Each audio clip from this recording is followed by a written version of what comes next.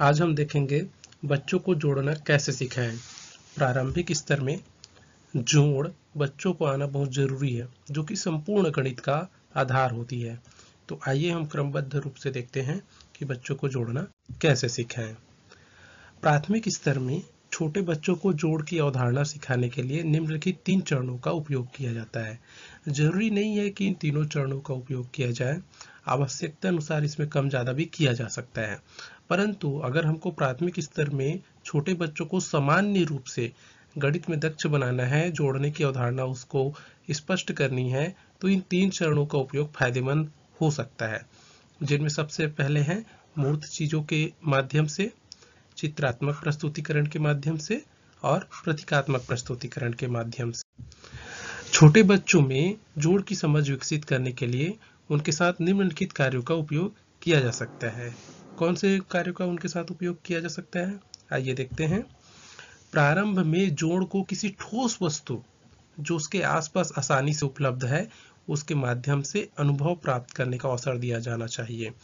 बच्चे अपने आसपास जो वस्तु होती है उनको समझते हैं, उनका उपयोग करते हैं, और अगर हम गणित को उन वस्तुओं के माध्यम से उनके सामने व्यक्त करें, उन वस्तुओं के माध्यम से उनको जोड़ने की विधि बताएं, तो वह उसको आसानी से सीख पाएगा। जैसे कि आइए देखते हैं, 2 कंचे और 3 कंचे को देकर पूछ सकते हैं कि उसके पास कुल कितने कंचे हैं। यहाँ सिर्फ 2 और 3 देकर ही हम डायरेक्ट नहीं पूछेंगे, बल्कि हम पूछेंगे दोनों को मिलाकर। देखो, जैसे कि 1 कंचा, 2 कंचा, उसके बाद अगले हाथ में उनके पास है 3, 4 और 5। इस तरह से उनको गिनती करते हुए बोले कि उनके पास कुल कितने कंचे हैं, और वहां अपना उत्तर प्राप्त कर लेगा। इसी तरह से 3 टहनियां और 3 टहनियां को देकर पूछ सकते हैं कि उसके पास कुल कितने टहनियां हैं। जैसे कि एक हाथ में 1, 2 और 3 टहनियां, दूसरे हाथ में 4, 5 और 6 टहनियां। इस तरह से वहां बता पाएगा कि उसके पास कुल 6 टहनियां हैं। ऐसे ही 2 बटन और 3 बटन को देखकर हम पूछ सकते हैं कि उसके पास कुल कितने बटन हैं। 2 पत्थर और 3 पत्थर को देकर पूछ सकते हैं कि उसके पास कुल कितने पत्थर हैं। 2 बिस्किट और 3 बिस्किट को देकर हम पूछ सकते हैं कि उसके पास कुल कितने बिस्किट हैं। छात्रों को कहा जाए कि वह जो भी करे बताते जाए।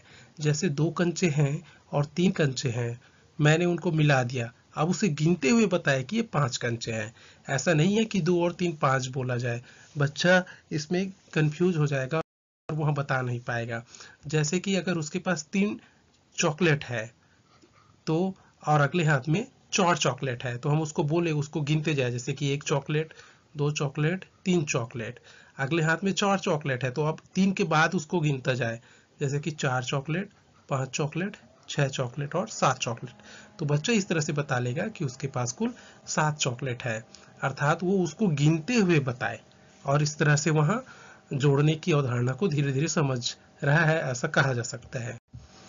छात्रों को जवाब खोजने के लिए प्रेरित करते हुए प्रश्न किया जाए कि आपके पास कितने पत्थर थे, मैंने आपको कितने पत्थर दिए, तो आपके पास कुल कितने पत्थर है। अर्थात छात्रों को सोचने का मौका दिया जाए, उनको अपना खुद का दिमाग लगाने का मौका दिया जाए, उसको प्रेरित किया जाए, उनको शाबाशी दिया जाए। जैसे कि आपके पास शुरू में कुछ ट्रॉफी थी, आपके पास 3 ट्रॉफी थी, और आप अजय के पास 2 ट्रॉफी था, उन्होंने अपना ट्रॉफी आपको दे दिया, तो आपके पास अभी कितना ट्रॉफी हुआ। इस तरह से उनको सोचने का मौका दिया जाए, तो वह आसानी से जोड़ने की बातों को धीरे धीरे समझने लगेगा।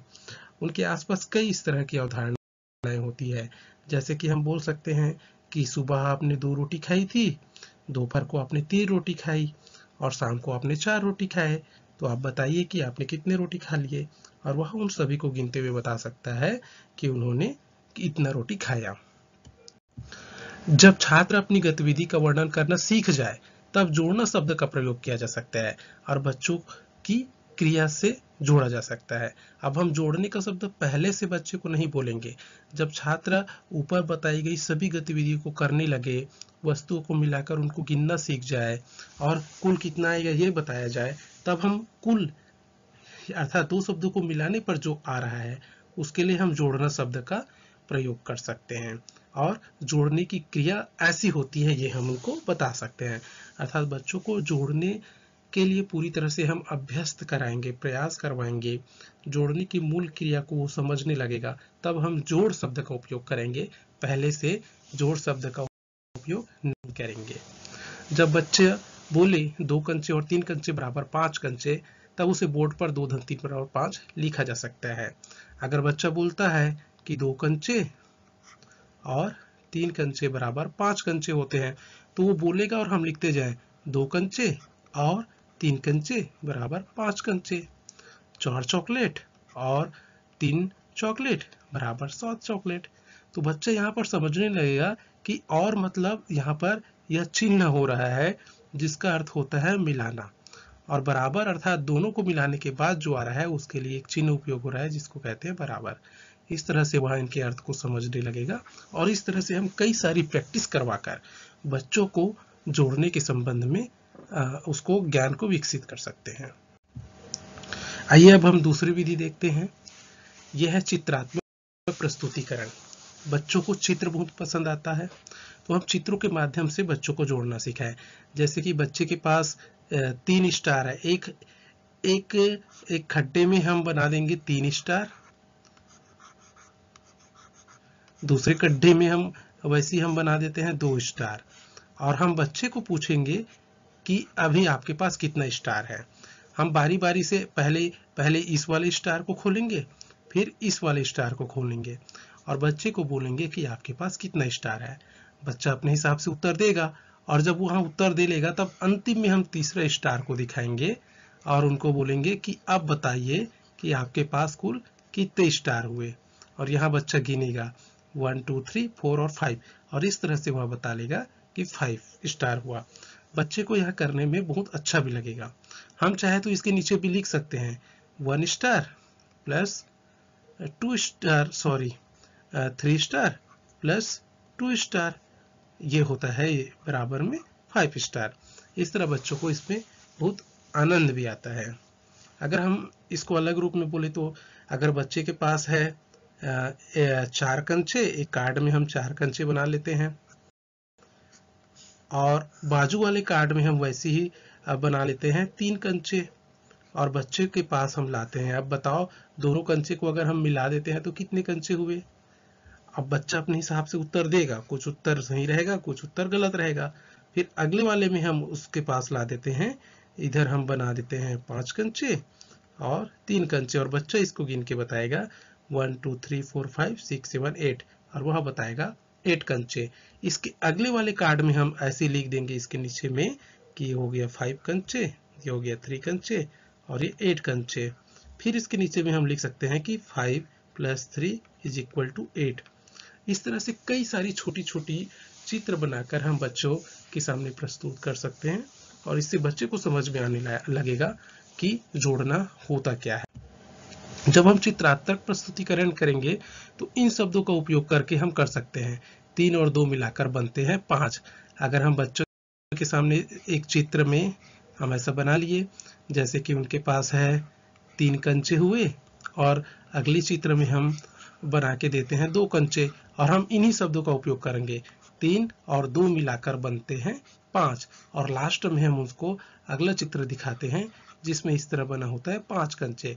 यहाँ शब्दों का भी ध्यान रखना है कि 3 और 2 मिलाकर बनते हैं 5 कंचे। अगले वाले चित्र में हम ऐसी और दिखा सकते हैं 3 और 2 होते हैं 5, हम इस पर मिलाकर बोले थे। अगले चित्र हम कुछ और बना के दिखाएंगे। मान लेते हैं उनके पास पहले चित्र में 3 एरो है,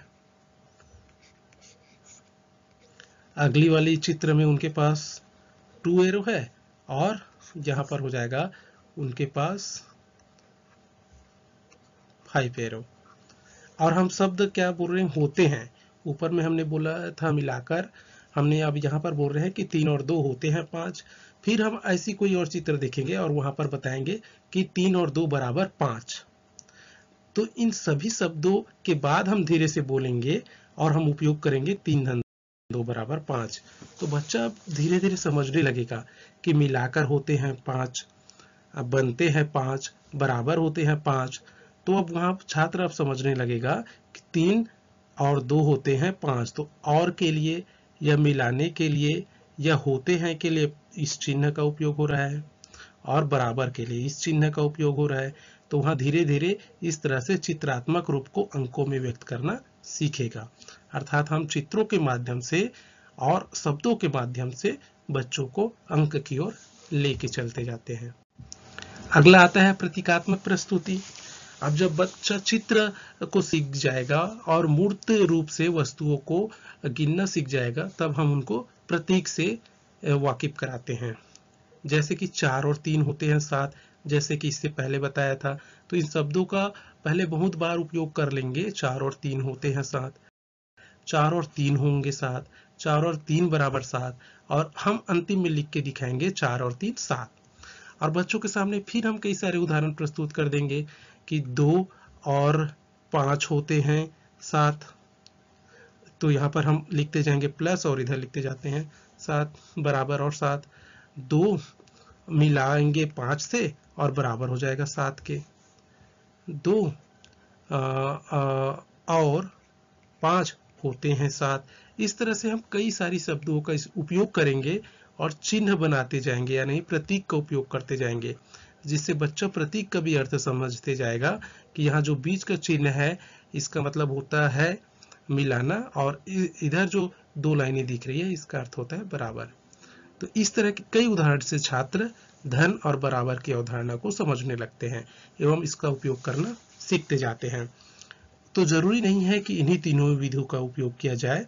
जैसे कि पहली विधि हमने बताए थे कि छात्रों को मूर्त वस्तुओं के माध्यम से उनको प्रैक्टिस करवाना है, जोड़ना सिखाना है, गिनना सिखाना है। इसके बाद हम छात्रों को चित्रात्मक रूप से कई सारे कार्ड में चित्र बनाएंगे, ब्लैक बोर्ड में चित्र बनाएंगे, और चित्रात्मक वस्तुओं के माध्यम से हम बच्चों को जोड़ना सिखाएंगे। और हम अगली बार बताएंगे उनको प्रतीकात्मक रूप से, अर्थात चिन्हों के माध्यम से हम धीरे धीरे उनको अभ्यास कराएंगे कि जोड़ना ऐसे होता है, और इस तरह से बच्चा जोड़ना सीख जाएगा और चिन्हों का भी उपयोग करना सीख जाएगा। अगला आता है एकत्रीकरण। छात्र जब जोड़ना सीखता है तो उनका 2 प्रकार से जोड़ने के सवालों से सामना होता है, जिसमें एक होता है एकत्रीकरण और एक होता है वृद्धि।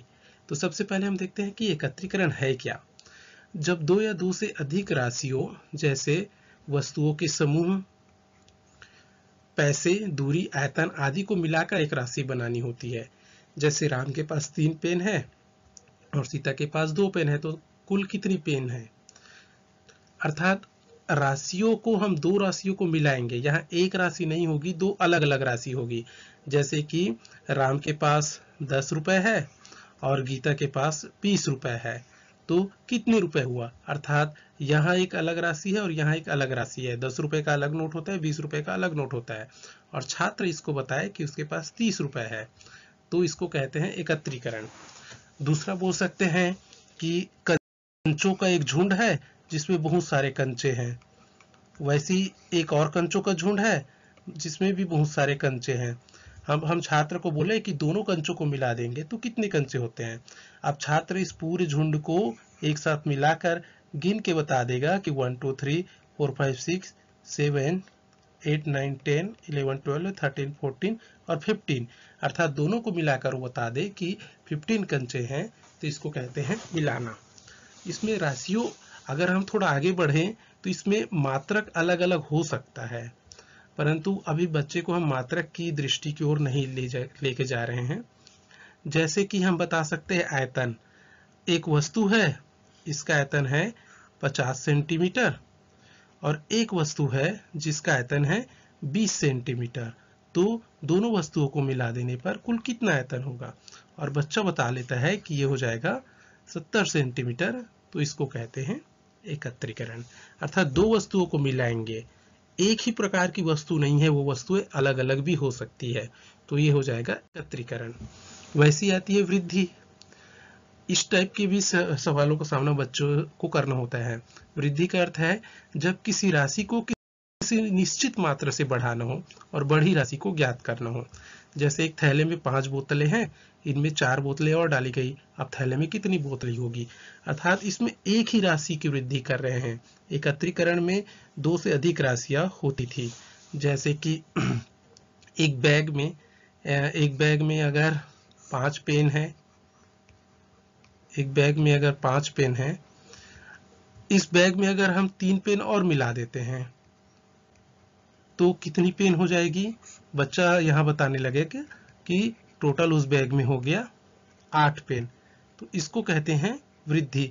यहाँ पेन ही मिला रहे हैं, यहाँ हम कोई दूसरी चीज नहीं मिला रहे हैं, अर्थात पेन की ही संख्या में ही हम बढ़ोतरी कर रहे हैं।